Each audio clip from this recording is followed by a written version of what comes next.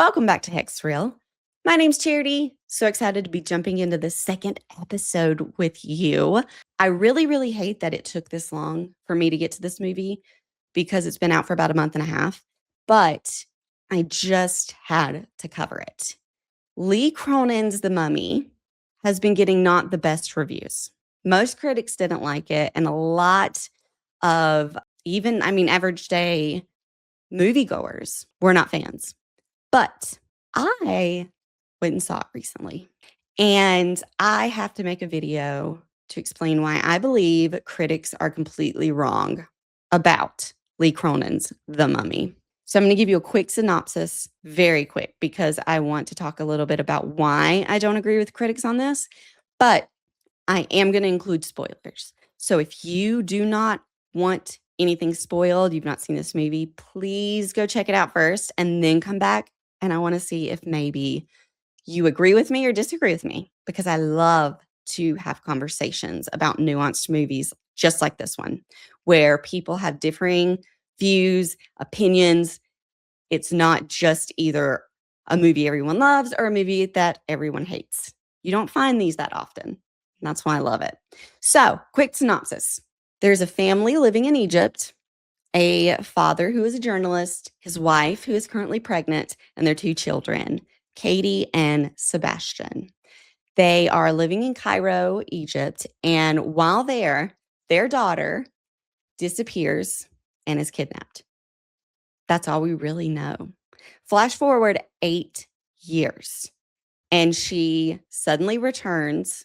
She's been found alive, but horribly mummified and clearly not quite in her right state of mind. The family initially believes it's a miracle, but she begins to exhibit violent and supernatural behavior and some very grotesque body horror transformations. It's revealed that she was possessed, claimed by an ancient Egyptian entity while lost in the desert. The film leans more into possession body horror than the classic wrapped, bandaged monster mummy mythology, more like Brendan Fraser's style, The Mummy. The family and investigators uncover that the ancient force wants to fully resurrect through the girl's body. The final act becomes a chaotic, gory, heavy ritual, exorcism, resurrection sequence involving the family trying to stop the entity before it becomes rebirthed.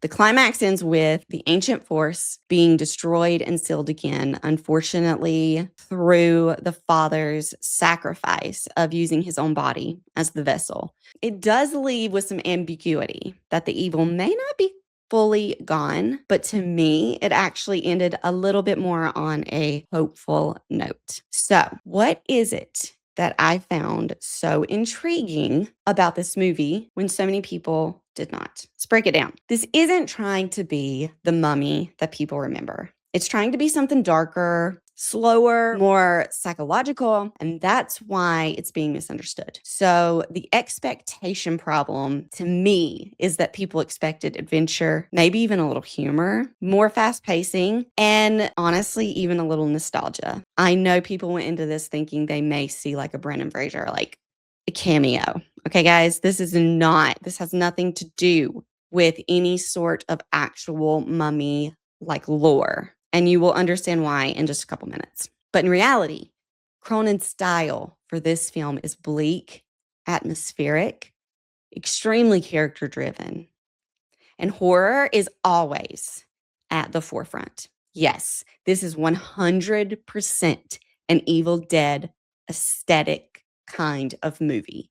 Deadites come to mind way faster than a simple mummy in this film. In fact, Cronin actually just came out recently and confirmed that this version of The Mummy is set in the exact same universe as The Evil Dead.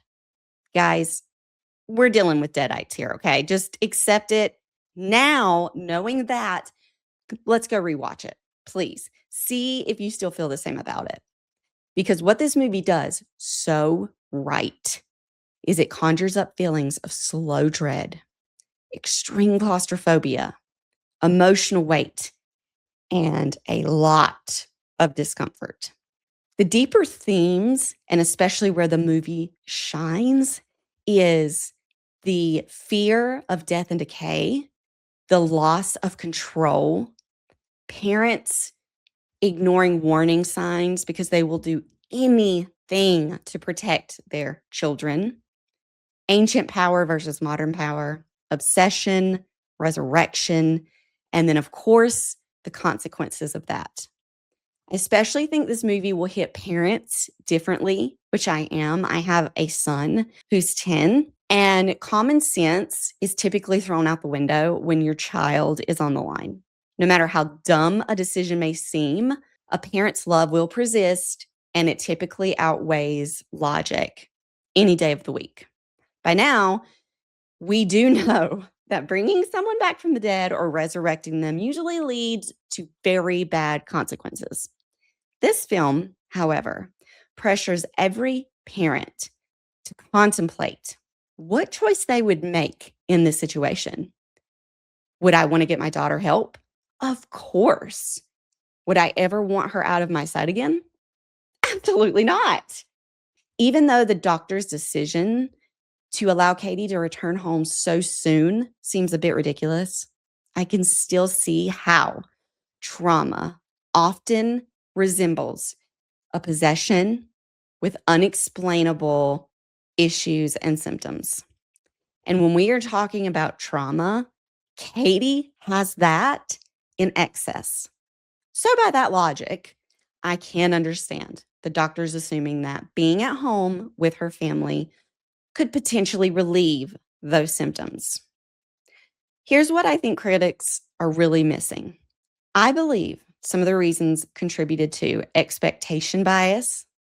I can admit a flawed script with some plot holes and points that maybe didn't make the most sense, and comparing it instead of experiencing it. And to be fair, those are all very good criticisms.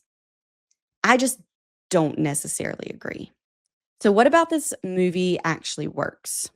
While I do disagree with most critics on this, several factors are at play here. Here is why I believe Lee Cronin's The Mummy works: the tone and atmosphere, the performances and characters, the visual choices they decide to go with, and the fantastic practical effects. Great sound design. This movie made my skin feel like it was crawling purely for the sound design. And most importantly, I love the fact that Cronin had courage to adapt a project that he was passionate about without conforming to what he knew people would expect. So, in closing, the new Mummy isn't trying to entertain you the way the old ones did.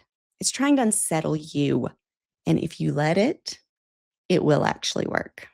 So, instead of doing my hex scale like I normally do, I'm giving this movie a score from 1 out of 10.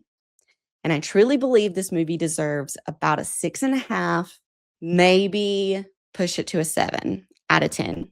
Going in with no prior bias and allowing yourself to fully engage with the story could go a long way to convince others of why they should potentially give this one another try.